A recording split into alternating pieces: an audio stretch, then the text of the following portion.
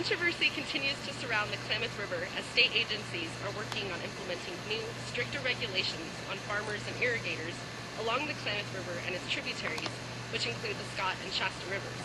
Under the Klamath Basin Total Maximum Daily Load Agreement, ranchers will have to establish best management practices for water usage, as well as help develop buffer zones between farmland and the river. This can be done with the use of grasses, which will act as a filtration system for nutrients which can flow into the river in water runoffs, as well as helping to plant and keep trees developed along the way that will provide canopy shade to help lower the water temperature. Ranchers are claiming that this can be a difficult process because grasses and trees cannot thrive in the same general area.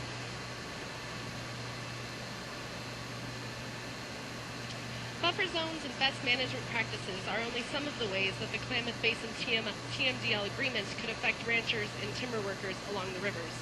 The Klamath TMDL is described as an effort to restore fish habitats and improve water quality in the Klamath River and its tributaries. The North Coast Water Quality Control Board is overseeing the drafting of the agreement, which is a highly debated issue. The Siskiyou County Farm Bureau and other agricultural organizations feel the drafting of the agreement is being rushed, which has left questions unanswered along with shaky scientific studies. If implemented, it will regulate the amount of input landowners are permitted to contribute into the rivers. These include silt, nutrients, and chemicals used in irrigation that could potentially flow into the river. Jeff Bowell, the second vice president of the Siskiyou County Farm Bureau, said recent environmental lawsuits have forced these state agencies to shift into high gear to get the TMDLs completed. Environmental groups are concerned that ag development along the waterways and an increase in chemicals and nutrients running off into the water have resulted in a decreased number of salmon making their way up the river to spawn. Yet farmers are saying that there is little historical proof of the changes in fish numbers and water temperatures the Water Quality Control Board is claiming. David Leland, chief of the Watershed Protection Division of the Water Quality Control Board, admits that it is difficult to document differences in fish numbers and water temperatures over the span of several decades. But beyond little documented differences and the potential cost to private parties is the uncertainty surrounding the removal of the 4 dams along the Klamath River. If the dams were to be removed, it could potentially jeopardize the entire intention of the Klamath Basin TMDL. This is due to the silt and sediments behind the dams. Public comment period will be open for about another month and a half on the agreement, and the final adoption hearing will be held in late October. For some historical perspective on this issue, Daniel and I are joined by Roy Hall Jr., chairman of the Shasta Nation. Well, thank you.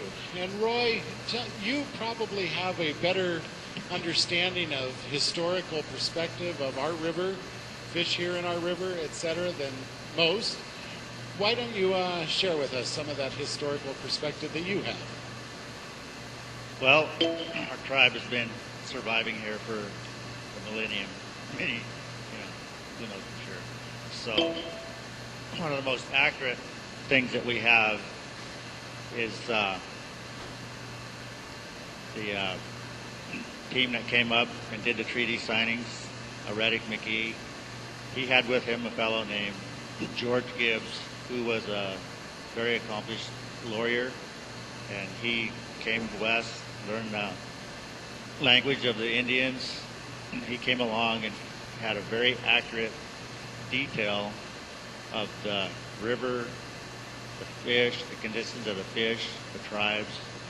And back then, in 1851, he wrote that the river was tainted at that time, clear down there. I believe that was at the Trinity River in the Klamath. And as he came up the river with the expedition, the river got worse. The fish were rotting, and they had to camp upside streams to get away from that. And that was in November, and those conditions existed clear up until that time. It probably was that year. So the fish, actually, the smell of the fish was so rotten they had to move their campsites away from the river. And this is in November of, what did you say, 1851. Oh my goodness, okay.